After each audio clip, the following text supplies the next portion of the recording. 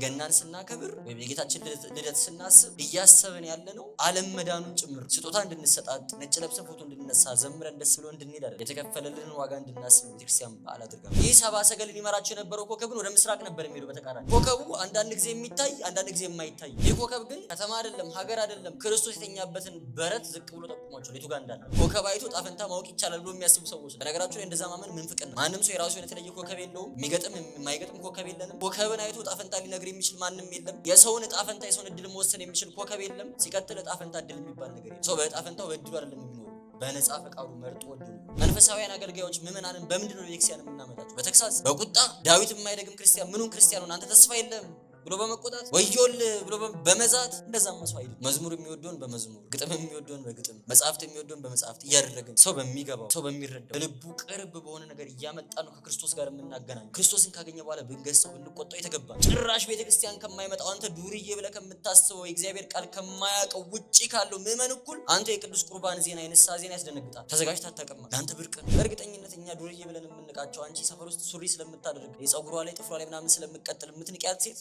ምናልባት ትበልጥሻለች ክርስቶስን በማግኘት እሱን በመቅረብ ልቧ ይሄኔ ለሱ ቅርብ ነው። ሰው ውዳሴ ማርያም ሳትደግም ከቤቷ አትወጣ። ምናልባት እሷ ስጋው ደግሞ ትቀበል። የቤተክርስቲያን አጥፊዎች እኛን ውስጥ ያለን አገልጋዮች እሾህ የምንሆንባት ውጭ ያለው ሰው አይዳፈርም። መቅደሱን ይፈራል፣ አውደ ምሕረቱን ይፈራል። ምን ደፋፈረው ነው። በየቤተክርስቲያኑ አጥር ላይ ፖስተር የሚለጠፈው ጉባኤ ያለ ተብሎ ለምንድን ነው? ወረት ስለምንወድ እኮ ነው። ታዋቂ ሰው ይመጣል ሲባል ያንን ታዋቂ ሰው ለማየት ስለምንመጣ ነው። ሌላ ሁሉ ቢቀር በቃ እንትናን አይቼዋለሁ ለማለት ስለምንመጣ ማለት ነው። አገልግሎት እንጀራ ሆኖበት የሚተጋ ስንት ሰው ከእግዚአብሔር ጋር ቢያገናኙ ባያገናኙ ህይወት ቢያገኝበት ባያገኝበት ጉዳዩ ያልሆነ ብሩ እስከተከፈለው ድረስ ጉባኤ እንዳይታጎል ወጥቶ የሚዘምር ጉባኤ እንዳይታጎል ወጥቶ የሚሰብክ ስንት ሰው አለ። ጉባኤ ቅዳሴ እንዳይታጎል ወጥቶ የሚቀድስ ስንት አገልጋይ እንጀራ ሆኖበት። ለዛ እኮ ነው ይህንን ሁሉ አገልግሎት አገልግለን ጠብ የሚል ነገር ያጣ። ማህሌቱ ሰዓታቱ ሳይታጎል መዝሙሩ ሳይታጎል ቅዳሴው ሳይታጎል ሊቃውንቱ ቆመው እያደሩ የሀገር ሰላም ብርቅ የሆነብን በፍቅር የሚደረግ አገልግሎት ስለጠፋ። ይህን ሁሉ ቃል እግዚአብሔር ሰምተን ይህንን ሁሉ አውደ ምሕረት አገልግለን ይህንን ሁሉ ጉባኤ ዘርግተን በጌታ ቀን ጌታ ፊት ስንቆም አላውቅሽም መባል አያስፈራም። ዛሬ በዚህ ስፍራ ተሰባስባችኋል። የጌታን መወለድ የምስራች ሰምታችኋል። ቤተክርስቲያን በዓሉን የምታከብረው ታሪኩን ስለማታውቁት አይደለም፣ ስጦታ እንድትሰጣጡ አይደለም፣ መዝሙር ዘምራችሁ እልል ብላችሁ ደስ ብሏችሁ እንድትሄዱ አይደለም፣ ልባችሁ እንዲሰበር። በጣም ብዙ ፊልም ስላየን ክሪስማስ ሲመጣ ደስ የሚል ሃፒ ደስ የሚል አይደል? እንድታለቅሱ የጌታ ልደት የምናከብረው እንድናለቅስ ነው። የማዳኑን ነገር እንድናስብ ነው። ክርስቶስ እኮ ዝቅ ያለው የተዋረደው ሲሰቀል አይደለም።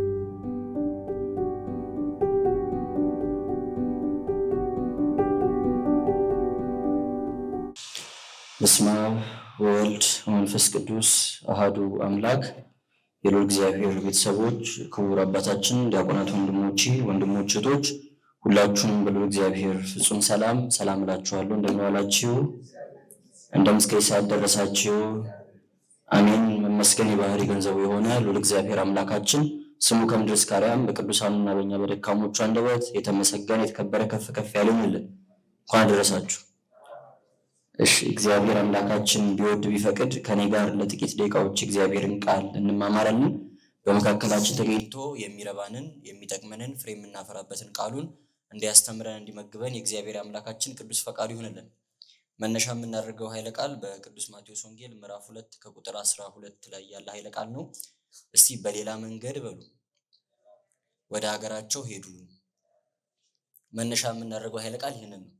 ወደ ትምህርቱ በቀጥታ ከመግባታችን በፊት መንደርደሪያ እንዲሆነን ስለ ጌታችን ልደትና ስለምንማረው ርዕስ የሚያወራውን የመጽሐፍ ቅዱስ ክፍል እናነባለን። የጌታችንና የመድኃኒታችን የኢየሱስ ክርስቶስ ቅዱስ ወንጌል ሐዋርያው ቅዱስ ማቴዎስ እንደጻፈው ሁለተኛው ምዕራፍ ከቁጥር 1 ጀምሮ እስከ 12 ያለው እንዲህ ይላል። ኢየሱስም በይሁዳ ቤተልሔም በንጉሱ በሄሮድስ ዘመን በተወለደ ጊዜ እነሆ ሰብአ ሰገል የተወለደው የአይሁድ ንጉሥ ወዴት ነው? ኮከቡን በምስራቅ አይተን እንሰግድለት ዘንድ መተናልና እያሉ ከምስራቅ ወደ ኢየሩሳሌም መጡ። ንጉሥ ሄሮድስም ሰምቶ ደነገጠ፣ ኢየሩሳሌምም ሁሉ ከእርሱ ጋር ደነገጠች። የካህናትንም አለቆች የሕዝቡንም ጻፎች ሁሉ ሰብስቦ ክርስቶስ በየት እንደሚወለድ ጠየቃቸው። እነርሱም አንቺ ቤተልሔም የይሁዳ ምድር ከይሁዳ ገዢዎች ከቶ አታንሽም፣ ሕዝቤን እስራኤልን የሚጠብቅ መስፍን ከአንቺ ይወጣልና ተብሎ በነቢይ እንዲህ ተጽፏልና በይሁዳ ቤተልሔም ነው አሉት።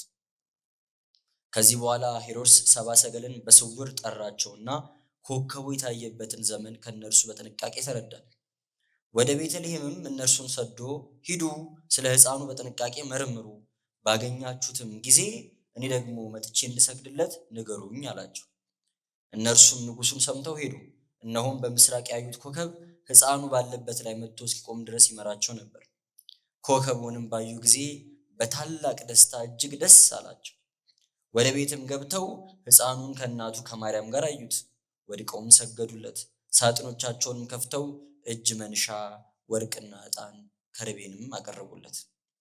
ወደ ሄሮድስም እንዳይመለሱ በሕልም ተረድተው በሌላ መንገድ ወደ ሀገራቸው ሄዱ ይላል። ስለ ቃሉ ሉል እግዚአብሔር አምላካችን ስሙ የተመሰገነ ይሁን። እንግዲህ ስናነብ አስተውላችሁ ከሆነ ሐዋርያው ቅዱስ ማቴዎስ ወንጌሉን ሲጀምር ወይም ታሪኩን ሲጀምር ጌታችን የተወለደበትን ቦታ፣ ጌታችን ሲወለድ የነበረውን ንጉሥ ጠቅሶ ነው የሚጀምረው። ይሄ የሆነበት ምክንያት አለ። ሁላችንም እንደምናውቀው ቅዱስ ማቴዎስ ወንጌሉን የጻፈው ለአይሁድ ነው።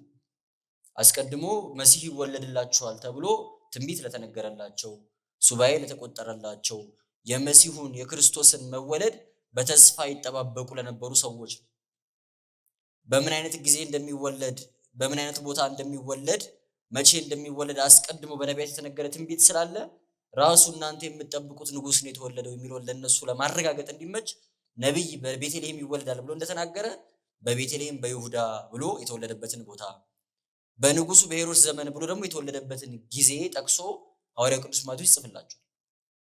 በወንጌላችን እዛው ማቴዎስ ወንጌል ላይ እንደምናገኘው መጥምቀ መለኮት ቅዱስ ዮሐንስን ያስገደለው ሀገረ ገዢ የአራተኛው ክፍል ገዢ ሄሮድስ ነው ስሙ።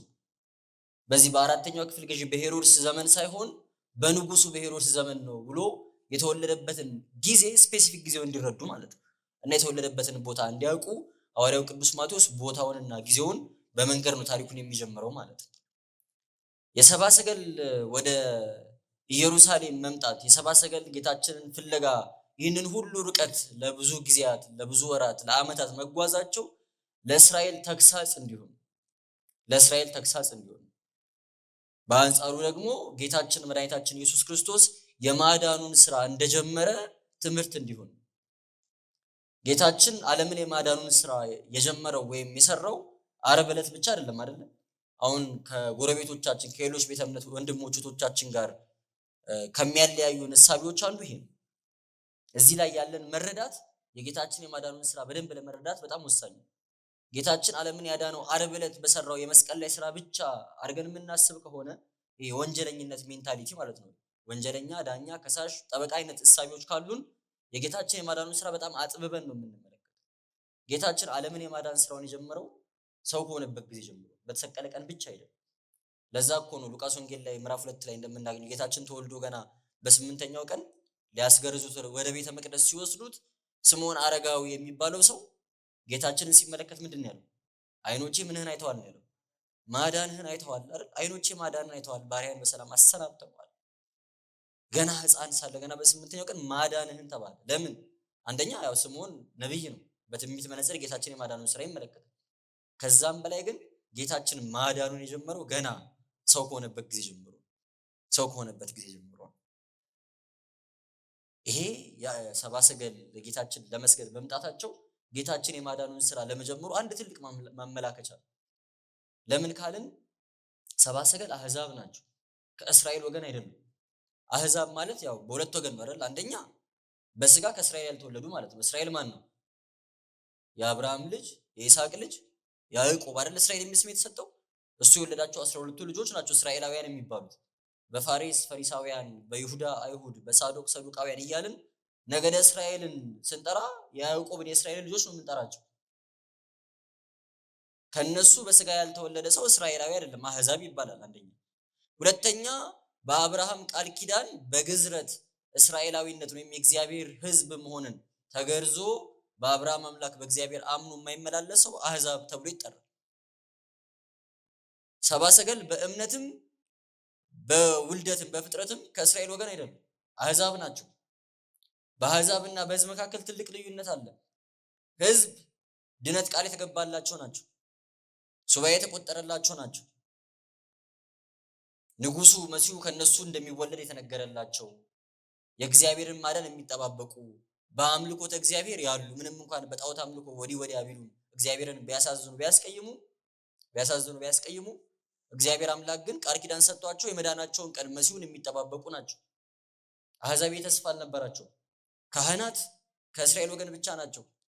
መስዋዕትን የሚያቀርቡት የእስራኤል ወገን ብቻ ናቸው። ከእግዚአብሔር ጋር የሚነጋገሩት የእስራኤል ወገን ብቻ ናቸው።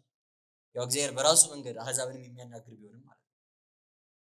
ሙሉ ለሙሉ አሕዛብን ትቷቸዋል ማለት አይደለም። የነነዌ ሕዝብ አሕዛብ ነበሩ፣ ነብይ የተላከላቸው ሁላችንም እንደምናውቀው።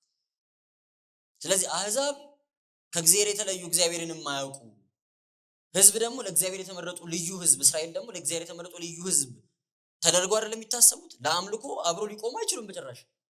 ወደ ከተማቸው እንዲገቡ አይፈቅዱላቸውም። ወደ ቤተ መቅደሳቸው እንዲገቡ እንኳን መስዋዕት ሊሰዉ ወደ መቅደሳቸው እንዲጠጉ አይፈቀድላቸውም አሕዛብ። አስቀድሞ ግን በነቢዩ አንደበት ሕዝብና አሕዛብ አንድ የሚሆኑበት መስዋዕት ምን ብሏቸዋል ጌታችን? ለእግዚአብሔር መስዋዕትን እዚህ ተራራ ላይ ብቻ በዚህ ቤተ መቅደስ ብቻ የምታቀርቡበት ዘመን ያበቃል። በምስራቅም ከምስራቅ ጀምሮ እስከ ምዕራብ ድረስ በዓለም ሁሉ ያሉ አሕዛብ ለስሜ መስዋዕትን የሚያቀርቡበት ዕጣንን የሚያሳርጉበት ዘመን ይመጣል ብሎ አስቀድሞ የክህነት ስልጣን በአይሁድ በሌዋውያን ተይዛ የነበረችው ለዓለም ሕዝብ ሁሉ ለአሕዛብ ሁሉ የሚሰጥ መሆኑን ትንቢት እንደተናገረ ሁሉ ልክ ጌታችን ሲወለድ ከአሕዛብ ወገን የሆኑ ሰብአ ሰገል መስዋዕታቸውን፣ ዕጣናቸውን፣ ወርቃቸውን ይዘው ወደ ማን መጡ? ወደ ክርስቶስ መጡ። ጌታችን ማዳኑን ጀመረ ወይስ አልጀመረም? ጀመረ። አሕዛብ ሲመጡ ሕዝብ አልቀሩም። ከሕዝብ ወገን ደግሞ የእግዚአብሔር መልአክ መጥቶ እረኞችን ኑ ንጉሱ መሲሁ ተወልዶ ታገኙታላችሁ፣ ለሕዝብ ሁሉ ታላቅ ደስታ ልነግራችሁ መተናል አላቸው። ታላቅ ደስታ ልነግራችሁ መተናል። ሉቃስ ላይ እንደምናነው ሂዱና በቤተልሔም በግርግም ተኝቶ ታገኙታላችሁ ተብሎ ተላኩ። አሕዛብና ከእስራኤል ከሕዝብ ወገን የሆኑ እረኞችና ነገስታት በአንዲት ጠባብ ቤት ውስጥ ማንን አመሰገኑ? የሰማችሁኝ ነው። ማንን አመሰገኑ? እግዚአብሔርን አመሰገኑ። ከዚህም በላይ ግን እነዚህ ምድራውያን ነገስታትና እረኞች ብቻ አይደሉም እግዚአብሔርን ያመሰገኑት። ከነሱ ጋር ደግሞ ሰማያውያን መላእክት እግዚአብሔርን ለማመስገን በዛች ጠባብ በረት ውስጥ ተገኝተው በሰማይና በምድር መካከል ያለው ግንብ ፈረሰ። በእስራኤልና በሕዝብና በአሕዛብ መካከል ያለው ጸብም ምን አለ? ተሻረ። ሁሉም ለአምልኮተ እግዚአብሔር በአንድ ቦታ ተሰበሰቡ ማለት ነው። እርስ በርሳችን አስታረቀን ጌታ። ፍጥረታቱን እርስ በርሳችን አስታረቀን፣ ዓለምን ከራሱ ጋር ለማስታረቅ ሲመጣ ማለት ነው። የጌታችን የማዳኑ ስራ የተጀመረው ገና በልደቱ ነው። ገና ሰው በሆነበት ቅጽበት ከጽንሰቱ ጀምሮ ማለት ነው። ከዛ በኋላ የሰራቸው እያንዳንዳቸውን የጌታችንን ስራዎች ብትመለከቱ ከኔና ከእናንተ መዳን ጋር በቀጥታ የሚገናኙ ናቸው። ሁሉም ማለት ነው። በገዳመ ቆሮንቶስ 40 መዓልት 40 ሌሊት ጸልዮ ጾሞ ከዛም በጠላት ዲያብሎስ አርስተ ኃጣው የኃጢአት ስሮች በሚባሉት ዋና ዋና የኃጢአት ምንጮች በሚባሉት በትዕቢት፣ በስስት፣ በፍቅረ ነዋይ ተፈትኖ እነዚህ ነገሮች ማሸነፉ ከኛ መዳን ጋር በቀጥታ ይገናኛል። በብሉይ ኪዳን የነበሩ አባቶቻችን ምንም ጽድቅ ቢኖራቸው ምንም ለእግዚአብሔር ፍቅር ቢኖራቸው ይሄ ስጋቸው ባህሪያቸው ጎስቁሎ ኃጢአትን በደልን ማሸነፍ የማይችሉ ኃጢአትን እምቢ ማለት የማይችሉ ብዙ እያወቁ እነ ሰለሞን ጠቢባን ነበሩ፣ እነ ዳዊት ቅድስና ነበራቸው። እግዚአብሔርን እንደ ልቤ ብሎ ጠርቶታል ዳዊት። እያወቁም ግን ኃጢአትን ሬዚስት የማድረግ እምቢ የማለት የማሸነፍ አቅሙ አልነበራቸው። ባህሪያቸው ስለጎሰቆለ ጌታችን ይህንን የእናንተን ስጋ ለብሶ በዚሁ ስጋ ተፈትኖ በዚሁ ስጋ አሸንፎ ይህንን የእናንተን ስጋ ምን አደረገው? አሸናፊ አደረገው። ኃጢአትን እምቢ ማለት የሚችል ማሸነፍ የሚችል ዲያብሎስን ተቃውሙት ከእናንተ ይሻል ከኃጢአት ሽሹ እያለ ደማችሁ እስኪፈስ ከኃጢአት ጋር ተጋደሉ እየተባለ ተጋድለን ታግለን ኃጢአትን ማሸነፍ የምንችል አደረገን ማለት ነው። ከመዳናችን ጋር ይገናኛል ወይስ አይገናኝም? ይገናኛል። ኃጢአትን ማሸነፍ የማይችል ሰው መዳን አይችልም። ስለዚህ ይህንን ተሸናፊ የነበረ ስጋችን አሸናፊ አደረገው። ሐሙስ ዕለት ማታ ወታደሮቹ እሱን ለመያዝ ከመምጣታቸው በፊት በጌቴ ሴማኒ የደም ላብ እያላበው ደም እየተንጠባጠበ እየወደቀ እየተነሳ እያለቀሰ አባቶ ብትወድስ ይቺ ጽዋ ከኔ ትለፍ፣ ያንተ ፈቃድ እንጂ የኔ ፈቃድ አይሁን እያለ እግዚአብሔር አምላክ ይህንን ጽዋ እንዲያሳልፍለት ሲጸልይ አልተመለከታችሁትም? ጌታችን በሞት ፍርሃት ሲያለቅስ ከመዳናችን ጋር ይገናኛል። ክርስቲያኖች ቅዱስ ጳውሎስ ይህንን ታሪክ ጠቅስና በሞት ፍርሃት ሆኖ ቃተተ፣ አለቀሰ ካለ በኋላ ጸሎቱ ተሰማችለት አለ።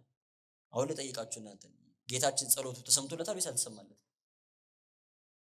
ቅዱስ ጳውሎስ ተሰምቶለታል አለ አይደል? እቺ ጽዋ ከኔ ትለፍ ማለት እኮ ሞት ይቅርብኝ ማለት ነው። ጸሎቱ ተሰምቷል ወይስ አልተሰማም? ተናገሩ እንጂ ምን አልተሰምቷል? አልተሰምቷል ነው? ሁለቱም ነው። ተሰምቷል። ለምን ተሰምቷል እንላለን? አንደኛ እቺ ጽዋ ከኔ ትለፍ ብሎ አላቆመም ጌታችን ጸሎቱ። ያንተ ፈቃድ ይሁን እንጂ እኔ አይደለም። የእግዚአብሔር ፈቃድ ደግሞ ዓለሙ እንዲድን ነው። ፍቃድ ይደረግልኝ ነው ጸሎቱ። ፍቃዱ ተደርጎለታል አንደኛ። ሁለተኛ ግን ዋናው ቁም ነገር ጌታችን እየጮኸ ያለው ጩኸት የአዳምን ጩኸት ነው። ጌታችን እየፈራ ያለው ፍርሃት የአዳምን ፍርሃት ነው። እሱ ሞትን ፈርቶ ከኛ ላይ የሞት ፍርሃትን አስወገደልን ማለት ነው። አባቶ ብትወድስ እቺ የሞት ጽዋ ከኔ ትለፍ ብሎ እያለቀሰ ያለው አዳም ነው። በይስሐቅ ፈንታ በጉ እንደታረደ ሁሉ በአዳም ፈንታ ክርስቶስ ሞቶ የአዳምን ጩኸት ሰማለት ወይስ አልሰማለትም? ሰምቶለታል። ጌታችን የኛን የሞት ፍርሃት በመፍራቱ እኛ ሞትን መፍራት አቆምን። መንግስት ትምጣ ብለን መጸለይ ጀመርን። ማራናታ ጌታ ሆይ ቶሎና ማለት ጀመርን። መንግስት ትምጣ ቶሎና ማለት እኮ እቺ ዓለም ትለፍ፣ ሁላችንም ሞተን ወደዛኛው መንግስት እንሂድ ማለት ነው። ሞቶ የመውጊያ የት አለ? ሲኦል ድል መንሳት ወዴት አለ ማለት ጀመርን። እሱ የኛን የሞት ፍርሃት ፈርቶ ከኛ የሞት ፍርሃትን አስወገደልን ማለት ነው። ከመዳናችን ጋር ይገናኛል ወይስ አይገናኝም? ይገናኛል። ሮማውያን ጨካኞች ናቸው። በጣም ብዙ ያገዳደል መንገድ አላቸው። በጣም ብዙ መጽሐፍቶቻቸውን ስታነቡ የሚሰቀጥጡ የሚዘገንኑ አይነት ያገዳደል ስልቶች አሏቸው። አይሁድም በሰይፍ ቢሰየፍ፣ በድንጋይ ቢወገር፣ በእሳት ቢቃጠል አልፈለጉትም። እነዚህን አገዳደሎች አሟሟቶች አልፈለጓቸው። ጌታችን እንዲሞትበት የፈለጉት አንድ አሟሟት አለ።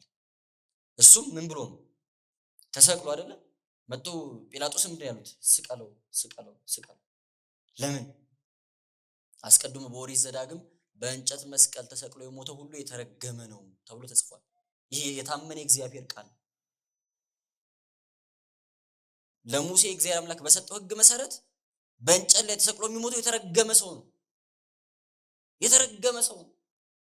አይሁድ ጌታችን እንዲሰቀል የፈለጉት ለዚህ ነው፣ የተረገመ እንዲሆን። የእግዚአብሔር ነብይ ከሆነ የተረገመ ሊሆን አይችልም። ስለዚህ በእንጨት መስቀል ተሰቅሎ ከሞተ የእግዚአብሔር ነብይ አይደለም ማለት ነው ብለው ሰዎች በክርስቶስ ማመን እንዲያቆሙ ማለት ነው። ሐዋርያው ቅዱስ ጳውሎስ ይህንን የመጽሐፍ ቅዱስ ክፍል ይጠቅስና እሱ የተረገመ ሆኖ ከኛ እርግማንን አስወገደልን። መሞቱ ብቻ አይደለም አሟሟቱ ከኔና ከእናንተ መዳን ጋር ይገናኛል ወይስ አይገናኝም? ይገናኛል። በኃጢአታችን በበደላችን ምክንያት የመጣብንን እርግማን ሊያስወግድልን እሱ የተረገመ ተባለ። በእውነት ክብር ይግባው። ስለዚህ ጌታችን የማዳኑ ስራ አረብ ላይ ብቻ የተንጠለጠለ አይደለም ማለት ነው። ጌታችን የሰራቸውን እያንዳንዳቸውን ስራዎች ብንመለከት ከኛ ጉስቁልና ጋር ከኛ መዳን ጋር የሚገናኙ ናቸው። ስለዚህ ገናን ስናከብር ወይም የጌታችን ልደት ስናስብ እያሰብን ያለነው ዓለም መዳኑን ጭምር ነው። ስጦታ እንድንሰጣጥ፣ ነጭ ለብሰን ፎቶ እንድንነሳ፣ ዘምረን ደስ ብሎ እንድንሄድ አይደለም። የተከፈለልንን ዋጋ እንድናስብ ነው ቤተክርስቲያን በዓል አድርጋ የምታከብረው። ስለዚህ የሰብአ ሰገል መምጣት ጌታችን የድነት ስራውን መጀመሩን ለማረጋገጥ የማዳኑ ስራ የተጀመረ መሆኑን ለማወጅ ለእስራኤልም ደግሞ ተግሳጽ ለመሆን ሰብአ ሰገልን እየመራ ያመጣቸው ማን ነው? ኮከብ ነው አይደለ? ሰብአ ሰገልን እየመራ ያመጣቸው ኮከብ ነው። እንደውም የኛ ቤተክርስቲያን መጽሐፍት ያው ቅዱስ ዮሐንስ አፈወርቅ ምን ይላል? ሰብአ ሰገልን እየመራ ያመጣቸው የእግዚአብሔር መልአክ ነው። ያው በኮከብ ተመስሎ እንጂ መደበኛ ኮከብ አይደለም። የኛ ቤተክርስቲያን መጽሐፍት ደግሞ ያ መልአክ ቅዱስ ዑራኤል ነው ይላል። መልኩን ምናምን ስታነቡ ሰብአ ሰገልን እየመራህ እንዳመጣ ይላል መልኩ ላይ። የእግዚአብሔር መልአክ መሆኑ በምን ይታወቃል ትሉ እንደሆነ አለ ቅዱስ ዮሐንስ አፈወርቅ የሰማይ ሰራዊት፣ የሰማይ ከዋክብት፣ ፀሐይ፣ ጨረቃ የሚንቀሳቀሱበት አቅጣጫ ወጥ ነው ሁልጊዜ። ከየት ወዴት ነው? ከምስራቅ ወደ ምዕራብ ነው። ይህ ሰብአ ሰገልን ይመራቸው የነበረው ኮከብን ወደ ምስራቅ ነበር የሚሄደው። በተቃራኒ ወደ ምስራቅ ክርስቶስ ወደ ተወለደበት ወደ ምስራቅ አቅጣጫ እየሄደ ነበር የሚመራቸው፣ ወደ ምዕራብ አይደለም። ሌሎች ከዋክብት ወደ ምዕራብ ሲሄዱ ይህ ኮከብ ግን ወደ ምስራቅ ነበር የሚሄደው። ተራ ኮከብ መደበኛ ኮከብ እንዳልሆነ በዚህ እናውቃለን አለ አንደኛ። ሁለተኛ ይህ ኮከብ የተለየ መሆኑ የሚታወቁ በብርሃኑ ነው። ከዋክብት ጎልተው የሚታዩት ደምቀው የሚታዩት በጨለማ ነው ወይስ በብርሃን ነው? በጨለማ ማታ ነው። ይህ ኮከብ ግን በቀንም በማታም ደምቆ እየታየ መንገድ ይመራቸው ነበር። ብርሃኑ የተለየ መሆኑ በራሱ መደበኛ ኮከብ እንዳልሆነ ያሳውቃል። ሶስተኛ ኮከቡ አንዳንድ ጊዜ የሚታይ አንዳንድ ጊዜ የማይታይ ነው። ከዋክብት የታወቀ ቦታ አላቸው፣ ኮንስቴሌሽን የሚባለው ማለት ነው። ቋሚ የሆነ ቦታ አላቸው፣ አይሰወሩም፣ አይጠፉም። ቀን ቀን የማናያቸው ስለሌሉ አይደለም። አንደኛ እኛ ስለምንዞር ነው፣ ቦታ ስለምንቀይር ነው። ሁለተኛ ግን የፀሐይ ብርሃን ስለሚጋርዳቸው። አሁን ይህንን መብራት ይህንን ፓውዛ ፀሐይ ላይ ብናወጣው እንደሌለ ሁሉ ነው የሚቆጠሩ አይደል? የፀሐይ ብርሃን ስለሚጋርድ የራሳቸው ብርሃን የላቸውም፣ ከፀሐይ ነው ብርሃንን የሚቀበሉት። የፀሐይ ብርሃን ስለሚበልጥ ይሸፍናቸዋል እንጂ ከቦታቸው አይታጡ። ይህ ሰብአ ሰገልን ይመራቸው የነበረው ኮከብ ግን ግዕዛን ያለው ይመስላል፣ የሚያስብ ይመስላል። ሲፈልግ ይጠፋል፣ ሲፈልግ ይገለጣል። ሲቆሙ ይቆማል፣ ሲሄዱ ይሄዳል። ሲቆሙ እየቆመ ሲሄዱ እየሄደ ነበር የሚመራቸው። ኢየሩሳሌም ሲደርሱ የጠፋው በምክንያት ነው፣ ያለ ምክንያት አይደለም። ሰብአ ሰገል የአይሁድ ንጉስ እንደተወለደ አውቀው ኮከቡን እየተከተሉ መጡ። ኢየሩሳሌም ሲደርሱ ኮከቡ ጠፋባቸው። የሚወለደው ንጉስ ነው አይደለ? ንጉስ የሚወለደው ቤት ነው፣ በቤተ መንግስት ነው። ስለዚህ የሚመራቸውን ኮከብ ሲያጡት ንጉስ ፍለጋ ወደ ቤተ መንግስት መጡ። ማን ንጉስ ፍለጋ ማን ወደ በረት ሄደ? ንጉስ ተወልዷል፣ አባቶቻችን የሰጡን ምልክት አግኝተናል፣ የተወለደው የአይሁድ ንጉስ ወዴት አለ ብለው ሊጠይቁ መጡ። ይሄ የሆነበት ምክንያት ይላሉ ሊቃውንቱ፣ ይሄ የሆነበት ምክንያት አይሁድ የመሲሁን መወለድ አልሰማንም ብለው እንዳይክዱ። ከቤተ መንግስት የሚወጣ ዜና ቶሎ ይሰማል፣ አልሰማንም ብለው እንዳይክዱ። ምክንያቱም ወዲያው አሁን አንድ ንጉስ አንድ ሀገር መሪ ተቀናቃኝ ተነሳብህ ቢባል ማንን ነው የሚጠራው? መጀመሪያ ለማማከር አማካሪዎቹን አይደለ? የጦር አዛዦቹን ጀነራሎቹን ነው የሚጠራቸው። ተቀናቃኝ ተነስቷል። ሄሮድስ የጦር አማካሪዎቹን ሲጠራ አታገኙትም። የአይሁድን ካህናትና የህዝቡን ጻፎች ነው የጠራቸው አይደለ? ጻፍት ፈሪሳውያንና አይሁድን የጠራቸው ካህናቱ ስለማን እንደሚወራ ገብቶታል። ጠርቶ ንጉሳችሁ የሚወለደው በየት ነው ንገሩኝ ብሎ ጠየቃቸው። ሰብአ ሰገል ሊሰግዱለት መጥተዋል። አሁን አልሰማንም ማለት ይችላሉ? አይችሉም። አልሰማንም ማለት አይችሉም። ኮከቡ የተሰወረው ለዛ ነው፣ እንዲሄዱና ንጉሱም ህዝቡም መወለዱ ምን እንዲሉ እንዲሰሙ ማለት ነው። የመጨረሻ የኮከብ ተራ ኮከብ አለመሆኑ የሚታወቀው በርቀቱ። ማታ ማታውን ኮከቡን አይታችሁ ማን ቤት ላይ እንደቆመ ኮከቡ ማወቅ ይቻላል? የማንም ቤት እንደሚጠቁም የእናንተም ቤት ነው አይታወቅም አይደለም? ይህ ኮከብ ግን ከተማ አይደለም፣ ሀገር አይደለም፣ ክርስቶስ የተኛበትን በረት ዝቅ ብሎ ጠቁሟቸዋል የቱ ጋር እንዳለ ማለት ነው። ከቆመ ኮከቡ ካለበት ርቀት አንፃር እንደው ተራ ኮከብ እንዳልሆነ ግልጽ ነው። ተራ ኮከብ እንዳልሆነ ግልጽ ነው። ታዲያ ለምን በኮከብ መምራት አስፈለገ? ለምን መራኩ ተገልጦ አልመራቸው የምትሉ ከሆነ እግዚአብሔር አምላክ ስለሚያውቅ። ይሄ ለኛ በጣም ጥሩ ትምህርት ነው። ለምን መሰላችሁ? ሰብአ ሰገል አህዛብ ናቸው። ነብይ አያውቁም፣ መልአክ አያውቁም፣ ህልም ራእይ አይገባቸውም። እግዚአብሔርን አያውቁትም። የእግዚአብሔር መልአክ ነኝ ቢላቸው እግዚአብሔር ማን ነው ጥያቄያቸው። የስነ ፈለክ ባለሙያዎች ናቸው። ከዋክብትን የሚመራመሩ በከዋክብት የሚያመልኩ ከአህዛብ ወገን የሆኑ ኮከብ አይቶ ጣፈንታ ማወቅ ይቻላል ብሎ የሚያስቡ ሰዎች ናቸው። በነገራችሁ ላይ እንደዛ ማመን ምንፍቅና ነው። ማንም ሰው የራሱ የተለየ ኮከብ የለውም። የሚገጥም የማይገጥም ኮከብ የለንም። ኮከብን አይቶ ጣፈንታ ሊነግር የሚችል ማንም የለም። የሰውን ጣፈንታ የሰውን እድል መወሰን የሚችል ኮከብ የለም። ሲቀጥል ጣፈንታ እድል የሚባል ነገር የለም። ሰው በጣፈንታው በእድሉ አይደለም የሚኖሩ፣ በነፃ ፈቃዱ መርጦ ወዶ ነው የሚኖሩ። ኮከብ እንደዚህ ስለሆነ በዚህ ቀን ስለተወለድ ካንተ ጠባይ እንደዚህ ይሆናል፣ ባህሪ እንደዚህ ነው፣ እንትን ይመቻል፣ ይሄ ምንፍቅና ነው። ማወቅ የሚቻል ይመስላችሁ? ማወቅ አይቻል። ያዕቆብና ኤሳው የአንድ እናት ልጆች ናቸው። በአንድ ቀን የተወለዱት። ኮከባቸው አንድ አይነት ነው ወይስ አይደለም? መልሱ እንጂ ነው አይደለም? ባህሪያቸው ጠባያቸው አንድ አይነት ነው ወይስ አንድ አይነት አይደለም? ጉዳዩ ኮከብ ኤሳውን ጠላው፣ ያዕቆብን ወደድኩ አለ እግዚአብሔር አምላክ። የተወለድክበት ቀን ምናምን አይደለም፣ ምርጫህ ነው፣ ልብህ ነው የሚወስድ። ሰብአ ሰገል መላእክትን አያውቁ። ስለዚህ እግዚአብሔር አምላክ ሊያድናቸው ወደ መሲሁ ሊጠራቸው ስለወደደ በሚያውቁት ነገር እየመራ መጣቸው። በሚረዱት በሚገባቸው ማለት ነው። መንፈሳዊያን አገልጋዮች ምዕመናንን በምንድን ነው ቤተክርስቲያን የምናመጣቸው? በተግሳጽ በቁጣ ዳዊት የማይደግም ክርስቲያን ምኑን ክርስቲያን ሆነ አንተ ተስፋ የለም ብሎ በመቆጣት ወዮል ብሎ በመዛት እንደዛም መስዋዕት አይደለም። መዝሙር የሚወደውን በመዝሙር ግጥም የሚወደውን በግጥም መጽሐፍት የሚወደውን በመጽሐፍት እያደረግን ሰው በሚገባው ሰው በሚረዳው ለልቡ ቅርብ በሆነ ነገር እያመጣ ነው ከክርስቶስ ጋር የምናገናኘው። ክርስቶስን ካገኘ በኋላ ብንገስጸው ብንቆጣው የተገባን።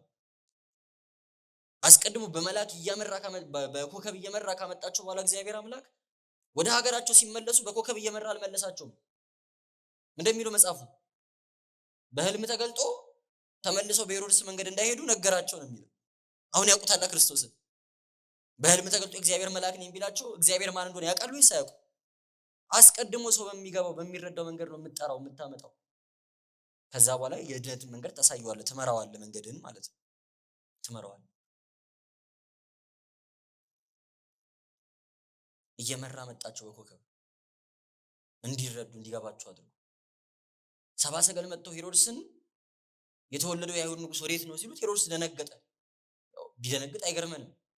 ወንጌሉ ግን ቀጥሎ እንደዚህ ይላል፣ ሄሮድስ ደነገጠ፣ ኢየሩሳሌምን በመላዋ ከእርሱ ጋር ደነገጠች። ኢየሩሳሌም ምን አስደነገጣት? ህዝበ እስራኤል ምን አስደነገጣቸው? 5500 ዘመን ሙሉ እያለቀሱ እንዲመጣ የተማጸኑት አምላክ አይደል እንዴ የመጣው? የናፈቁት መሲህ እኮ ነው የመጣው። ና ብለው የጠሩት አምላክ እኮ ነው የመጣው። ከሄሮድስ እኩል ለምን ይደነግጣሉ? ሄሮድስ ቀጥቅጦ የሚገዛበት ዙፋኑ ስለሚወሰድበት ይሆናል የደነገጠው። ህዝበ እስራኤል ጸሐፍት ፈሪሳውያኑ መጽሐፋቸውን ከዘፍጥረት ጀምሮ በቃላቸው ሙልጭ አድርገው በልተው ስለ መሲሁ መምጣት እየዘመሩ እያዜሙ ትንቢት እየተናገሩ ከሚክያስ ከዳዊት ከኢሳያስ እየጠቀሱ ቃሉን በልተውታል፣ ያውቁታል። ህይወቱን የሌላቸው እኛን አይመስሉ? እኛን እኮ ነው የሚመስሉት። ዛሬ ጠዋት ቅዳሴ ያስቀድሳችኋል። ጠዋት ቤተ መቅደስ ገብታችሁ እያስቀድሳችሁ እያላችሁ የሚቀድሱት ካህን እንደው ዝም ብሎ አይተውሽ አንቺን ማቅሻለሁ ሰንበት ተማሪ ነሽ አይደለ ነይ ቁረቢ ቢሉሽ ትደነግጫለሽ? አትደነግጭ? ትደነግጫለሽ። ቃሉ ብቻ ነው ያለው፣ አንቺ ጋር እውቀቱ የለም። ስለ ስጋው ደግሞ ምንም ታውቃለህ። የንስሐ እውቀት ምናምን እስከጥጋለህ። ጭራሽ ቤተክርስቲያን ከማይመጣው አንተ ዱርዬ ብለህ ከምታስበው የእግዚአብሔር ቃል ከማያውቀው ውጪ ካለው ምዕመን እኩል አንተ የቅዱስ ቁርባን ዜና የንስሐ ዜና ያስደነግጣል። ተዘጋጅተህ አታውቅም፣ ለአንተ ብርቅ ነው። ስለ ቅዱስ ቁርባን እኮ ትዘምራለህ። ስለ ንስሐ እናዜማለን፣ እንሰብካለን። ሰዎች ወደ ክርስቶስ እንዲመጡ ወደ ድነት ህይወት እንዲመጡ እንጣራለን። ከህይወቱ ግን እኛ እንቋደስም፣ የለንበትም። አገልግሎታችን አፋዊ ነው፣ ውጫዊ ነው፣ የማስመሰል ነው። በእርግጠኝነት እኛ ዱርዬ ብለን የምንቃቸው አንቺ ሰፈር ውስጥ ሱሪ ስለምታደርግ የፀጉሯ ላይ ጥፍሯ ላይ ምናምን ስለምቀጥል የምትንቂያት ሴት ምናልባት ትበልጥሻለች ክርስቶስን በማግኘት እሱን በመቅረብ ልቧ ይሄኔ ለሱ ቅርብ ነው። እሷ ውዳሴ ማርያም ሳትደግም ከቤቷ አትወጣም። እሷ ንስሐ አባት አላት። ምናልባት እሷ ስጋው ደግሞ ትቀበላለች። በልብሷ ንቀን አርቀተናታለች። እሱ ዱርዬ ነው ብለህ ትተኸዋለህ። አንተ ግን መንፈሳዊ ወጣት ነህ። አንተ አገልጋይ ነህ። መንፈሳዊ ነገር ግን ከሱ በላይ አንተን ነው የሚያስደነግጥ። ትዝ አይላችሁም? ጌታችን ወንጌል እየሰበከ የሰውን ስጋ ካልበላችሁ የሰውን ልጅ የራሱን ስጋዬን ካልበላችሁ ደሜን ካልጠጣችሁ አለ ህይወት የላችሁም የሚለውን ትምህርት ሲያስተምር እንግዲህ ያው ሁሉ የሚከተለው ህዝብ ቀስ በቀስ እየወጣ እየሸሸ ዞር ሲል 12 ደቀ መዛሙርት ብቻ ናቸው ያሉት። እናንተስ ልትሄዱ ትወዳላችሁን አላቸው ደቀ መዛሙርት። ጌታ ሆይ ካንተ ወደ ማን እንሄዳለን? ያ ሁሉ ህዝብ የሸሸው ለምንድን ነው? ጠንከር ያለ ቃል እግዚአብሔር ለመስማት እኮ ዝግጁ ስላልሆነ ነው። ታምር ሲያደርግ ምናምን እሱን ደስ የሚለውን ቃል ተስፋ ደስ ይላል። ጠንከር ያለው ቃል እግዚአብሔር ግን ይከብደዋል፣ መንፈሳዊነት ስለሚጎድለው ማለት ነው። የኛም ሩጫ እንደዛ ነው። እንደነግጣለን፣ አልቀረብንም። ሄሮድስ ሰብአ ሰገልን ከተቀበለ በኋላ ወዴት ነው የሚወለደው ምናምን ብሎ ካህናቱን ከጠየቃቸው በኋላ ካህናቱን ሰዶ ሸኝቶ ሰብአ ሰገልን በስውር ጠራቸው ይላል። ኮከቡን ያዩበትን ዘመን ለማጣራት ስንት ዓመት እንደሆነ ለማወቅ በድብቅ ነው የጠራቸው። ለምን እንደሆነ ታውቃላችሁ?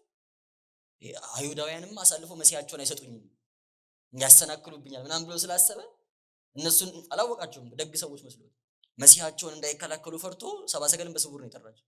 አልገባውም። የቤተክርስቲያን አጥፊዎቿ እኛን ውስጥ ያለን አገልጋዮቿ እሾህ የምንሆንባት ነው። ውጭ ያለው ሰውም አይዳፈርም። መቅደሱን ይፈራል፣ አውደ ምሕረቱን ይፈራል። የምንደፋፈረው እኛው ይድነቀዋችሁ። የአይሁድ ካህናት መጡ። ንጉሱ ቤት ነው የሚወለደው ሲባል ከሚክያስ ትንቢት ጠቅሰው አንቺ ቤተልሔም ከይሁዳ ሀገር ከተሞች አታንሽም፣ ሕዝቤን ነፃ የሚያወጣ መስፍን ካንቺ ይወለዳል ተብሎ በነቢዩ ሚክያስ አንደበት ተነግሯል። ስለዚህ የሚወለደው ቤተልሔም ነው አሉት። ከዛስ ሰብአ ሰገል በቤተልሔም የተወለደውን ንጉስ ፍለጋ ወደ ቤተልሔም ሲሄዱ እነዚህ ትንቢት ጠቅሰው የነገሯቸው ካህናት ግን ወደ የቤታቸው ገብተው ተኙ። ተከትሏቸው አልሄዱም ቤተልሔም ድረስ። በየቤተ ክርስቲያኑ አጥር ላይ ፖስተር የሚለጠፈው ጉባኤ ያለ ተብሎ ለምንድን ነው? ወረት ስለምንወድ እኮ ነው። ታዋቂ ሰው ይመጣል ሲባል ያንን ታዋቂ ሰው ለማየት ስለምንመጣ፣ ሌላ ሁሉ ቢቀር በቃ እንትናን አይቼዋለሁ ለማለት ስለምንመጣ ማለት ነው። የኛን ያክል እንኳን አልሰነፉም። ቢያንስ እኛ ታዋቂ ሰው ለማየት እንደምንሄደው እስቲ ማን ነው ይህ መሲህ ብሎ ለማየት አልሄዱም። አይሁድ ሸኝተዋቸው ቦታ ጠቁመዋቸው ወደ ቤታቸው ተመለሱ።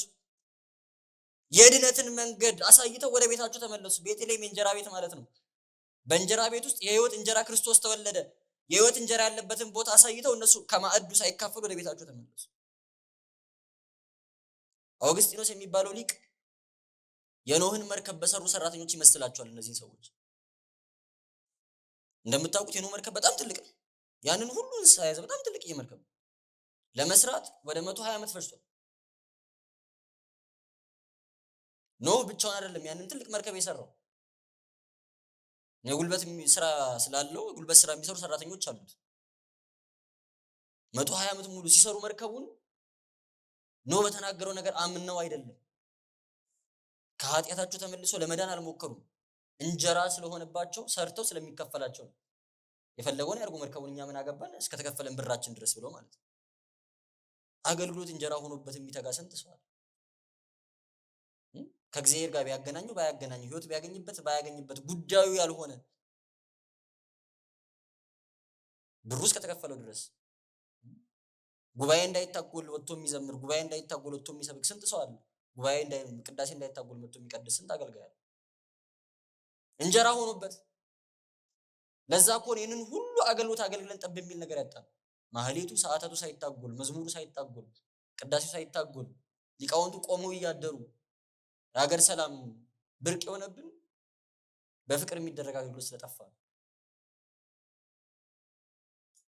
እና እነዚህ የአይሁድ ካህናት የኖህን መርከብ ከሰሩ ሰራተኞች ጋር ይመሳሰላሉ ይላቸዋል ሊቁ አውግስጢኖስ። እነሱን ይመስላሉ፣ እኛ ነው የሚመስሉት። የድነትን መንገድ የምንጠቁም ወደ ህይወት ማንሄድ፣ ወደ ድነት ማንሄድ፣ የህይወት እንጀራ ያለበትን ቦታ አሳይተን እኛ ከህይወት እንጀራ ማንመገብ፣ በመዝሙሮቻችን በምንዘረጋቸው ጉባኤዎች በምናደርገው መርሐ ግብር የሰዎችን ልብ ወደ ክርስቶስ ለማቅረብ እየተጋን ሰዎች በእኛ አገልግሎት ወደ ክርስቶስ እየቀረቡ እኛ ግን ክርስቶስን ያጣን። በአይሁድ ለመፍረድ ሞራል የለንም። የኛ ህይወት እሱ የኛ ህይወት እሱ የተነሳንበትን ርዕስ አስቡ። በሌላ መንገድ ሄዱ ነው የሚለው። ክርስቶስን ካገኙ በኋላ በሌላ መንገድ ሄዱ።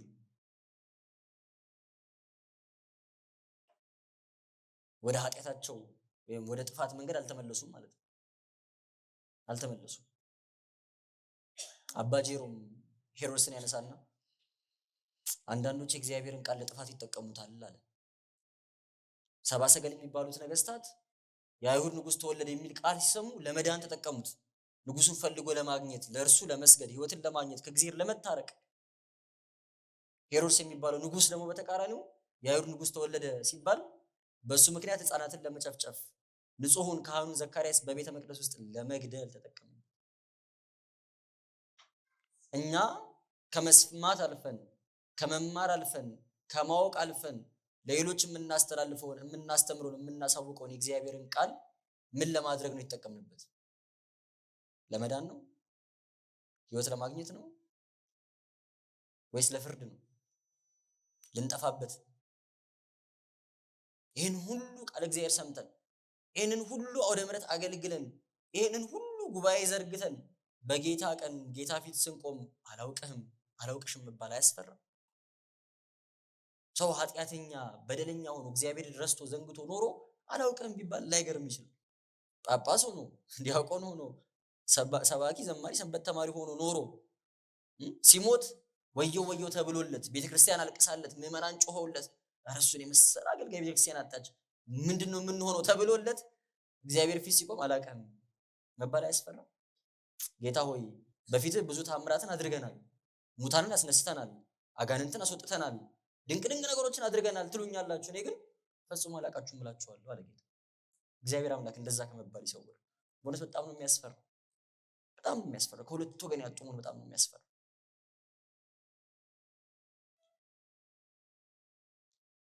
ካህናት እንደዛ ሆኑ።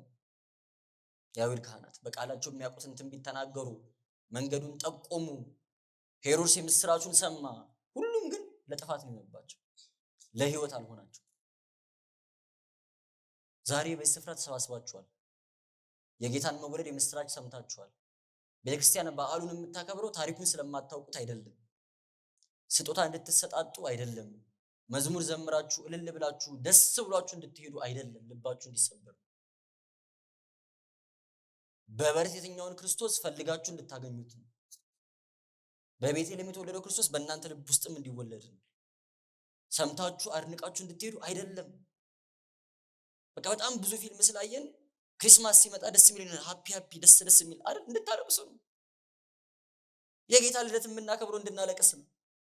የማዳኑን ነገር እንድናስብ ነው። ክርስቶስ እኮ ዝቅ ያለው የተዋረደው ሲሰቀል አይደለም። ትዝ አይላችሁ? ነገ ሊሰቀል ዛሬ ስለ ስቅለቱ ሲያወራ የሰው ልጅ የሚከብርበት ቀን ደረሰን ያለው፣ የሚዋረድበት ቀን አላለም። የሚከብርበት ቀን ደረሰን ያለው። ክርስቶስም የተዋረደው እኛን ሲሆን ነው። በዘመን በጊዜ በቦታ በሁኔታ የማይወሰን አምላክ ተወስኖ የአንድ ቀን ጽንስ ሆኖ በማህፀን ሲያድር ነው። እናቱ እያጠባች እያባበለች ታሳድገው ነው ትንሽ ሆኖ የተናነሰው ከኛ ጋር እኩል ይሁን። እሱን እንድናስብ ነው። በበረት መተኛቱን አስበን፣ ፍቅሩን አስበን፣ ትህትናን፣ ፍቅርን፣ ራስን ዝቅ ማድረግን፣ እግዚአብሔርን ደግሞ ማክበርን፣ እግዚአብሔርን ለማክበር ራስን ዝቅ ማድረግን ካልተማርን ከስረናል። ጉባኤያችን ከስሯል። ራስን ዝቅ አድርጎ እግዚአብሔርን ማክበር የሚቻለው በንስሐ ነው አይደል? ልጅ ሆይ ለእግዚአብሔር ክብርን ስጥ፣ ለእርሱ ተናዝ፣ ያደረግከውን ንገረኝ አይደል ያለው ኢያሱ። ያደረኩትን ለእግዚአብሔር ክብርን ለመስጠት ያደረግነውን ኃጢአት ለመናዘዝ ካህን ፊት ስንቀርብ እግዚአብሔርን እያከበርን ራሳችንን እያዋረድን ንስሐ ስንገባ፣ ለንስሐ የክርስቶስ ልደት ካላነቃቃን ፕሮግራማችን ጉባኤያችን ከስሯል። እንዳይታጎል ብቻ ነው ያደረግነው ማለት ነው። መለኪያው የትኛውም ጉባኤ መለኪያው እግዚአብሔርን ማግኘት። ሰንበት ትምህርት ቤቱ መለኪያ ላይኖረው ይችላል። እያንዳንዳችሁን ህይወት ተቆጣጥሮ ማን ምን አገኘ ማን ህይወቱን ቀየረ ብሎ ፎሎ አፕ የሚያደርግበት ሜካኒዝም ላይኖረው ይችላል።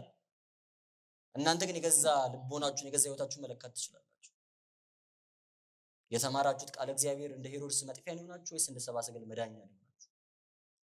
የክርስቶስ ልደት ለህይወት ሆነላችሁ ወይስ ለፍርጃ ሆነላችሁ? ምክንያቱም አልሰማውም ማለት አትችሉም፣ እንድትሰሙ ተደርጓል። አላየውም ማለት አትችሉም፣ አይታችኋል። የምንሰማው ቃል የምንማረው ቃል የተነገረን የተሰበከን ወንጌል ህይወት የምናገኝበት የምንድንበት እንዲሆን ነው ዓላማው። በዓል የምናደርገው ጉባኤ የምንዘረጋው ለዛ ብቻ ነው፣ ሌላ ምንም ዓላማ የለም። ራሳችሁን መርምሩ ክርስቲያኖች፣ ራሳችሁን ገምግሙ። ከተወለደው ከአይሁድ ንጉሥ ከጌታችን ከመድኃኒታችን ከኢየሱስ ክርስቶስ የማዳኑን ስራ የተከፈለውን ዋጋ አስበን ዕለት ዕለት ራሳችንን መጎብኘት እንድንችል የምናከብረው እያንዳንዱ በዓል ወራዊ በዓል ዓመታዊ በዓል ሁሉ ስናከብር የምናከብረው ለመዳን ነው። ታሪኩን ስለማናውቅ አይደለም። እምነታችን እንዳይሸረሸር እግዚአብሔር እንዳንረሳ እንዳናጣ ወደ ህይወት ወደ ድነት እንድንመለስ ለማድረግ ነው። እሱን አስባችሁ ወደ ህይወት ኑ ነው የቤተክርስቲያን ጥሪዋ። እኛ ደካሞች ነን፣ አቅም የለንም። በቸርነቱ እሱ ይመልሰን፣ በእውነት ፊቱን ያብራልን። ድካማችንን፣ ቸልተኛነታችንን፣ ኃጢአተኛነታችንን ተመልክቶ ቸል እንዳይለን ፊቱን እንዳያዞርብን ቅዱስ ፈቃዱ ይሁንልን። ዛሬ ልደቱን በዓሉን አስበን በደጁ በቤቱ እንደተሰባሰበን ተስፋ በምናደርጋት ነፃ በምታወጣ በሰማያዊት ኢየሩሳሌም እንዲያሰባስበን የእሱ ቅዱስ ፈቃዱ ይሁንልን። ስለነበረን ጊዜ እግዚአብሔር አምላካችን ስሙ የተመሰገነ ይሁን። ወስብሐት ለእግዚአብሔር። ይቆይ።